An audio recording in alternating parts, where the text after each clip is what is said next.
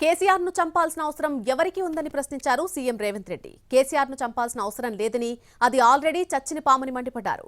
కేసీఆర్ అనే పాము మొన్న ఎన్నికల్లోనే చనిపోయిందని అన్నారు సీఎం రేవంత్ రెడ్డి.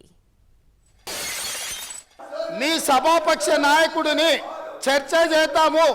రేపు సాయంత్రం వరకైనా కాళేశ్వరం ప్రాజెక్టు మీద, గోదావరి జలాల మీద ఈ ప్రభుత్వం చర్చ చేయడానికి సిద్ధంగా ఉంది.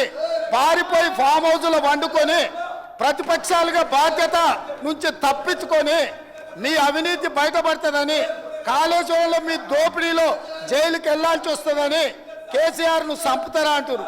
ఎవరికి అవసరం ఉంది అధ్యక్ష? చంపాల్సిన అవసరం సచిన పావును ఎవడైనా చంపుతాడా అధ్యక్ష? మొన్నటి ఎన్నికలలో ప్రజలు ఆ పావును చేత్తో కాదు కట్టెతో కొట్టిరు అధ్యక్ష. ఆ పాము ఆల్రెడీ సచ్చింది. సచిన పావును చంపాల్సిన అవసరం మాకే ఉంది అధ్యక్ష. ఈ రోజు సానుభూతి కోసము వీల్ చైర్ నాటకాలు, వీధి నాటకాలు ఏంటి అధ్యక్ష ఇది?